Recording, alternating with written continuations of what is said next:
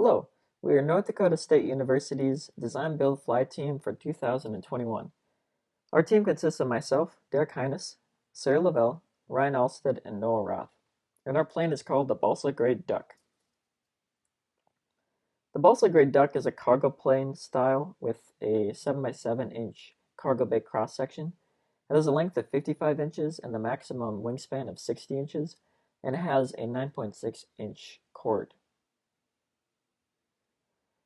The balsa gray duck is a balsa plane, which was easy for us to prototype and is very light.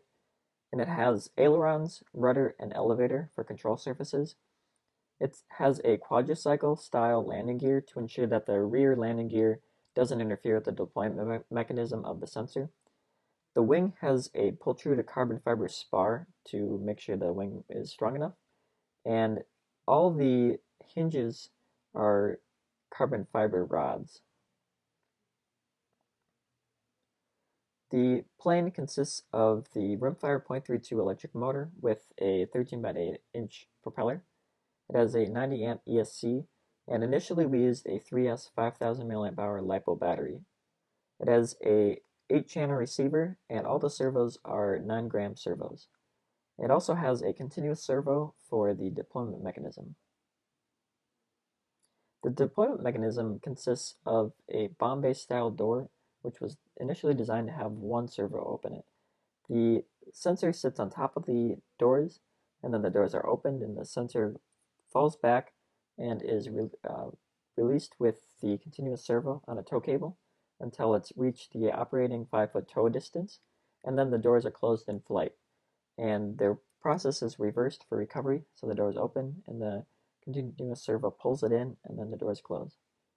For cargo, the simulation shipping containers sit inside of a holder that holds 4 of them, and it's placed underneath the wing to ensure the center of gravity doesn't move too much between missions, and the wing needs to be removed to put in the cargo. Here are 3 images of our construction process. We had the ground test of the UAV in its skeleton form, and then we covered it with monocoat. And the right image is the final inspection before the first flight. In testing, we discovered a few non-critical things we should change for the flight. We discovered the rudder was undersized in the first flight. Our pilot had no control over the plane using the rudder, but the ailerons and elevator were enough control to support the plane and prevent it from crashing. So the rudder size was increased in subsequent flights and flew a lot easier and a lot better. And it was also discovered the motor was a little underpowered with the 3S battery, so a 4S was used on subsequent flights, especially for the deploying of the sensor.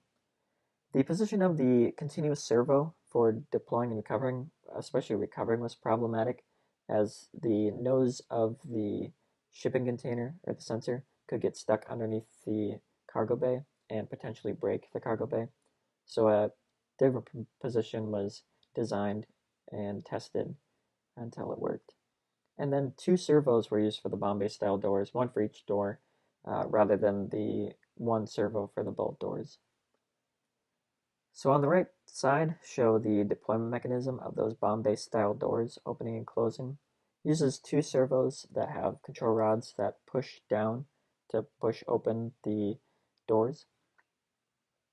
And the deployment and recovery time takes a little under 10 seconds for each of them for the time it takes for the continuous servo to release and pull back in. And then the sensor is a PVC pipe with 3D printed parts towed by electrical wire and a Kevlar string. And the simulation shipping containers have the same design.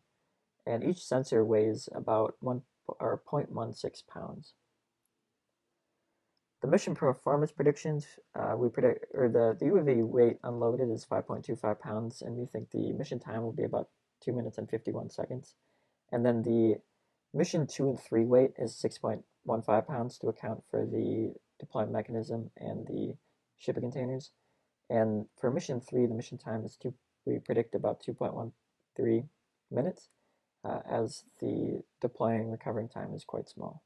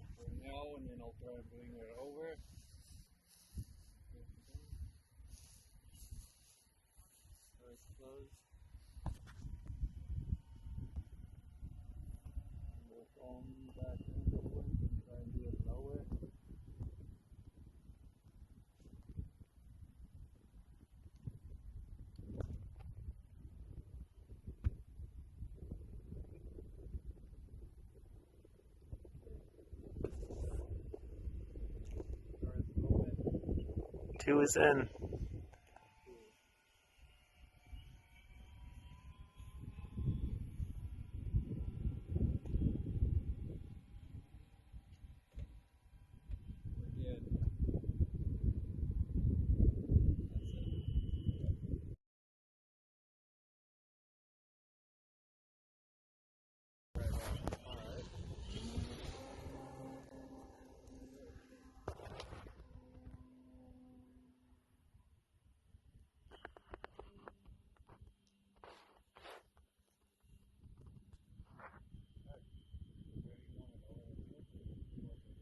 Yeah, ideally.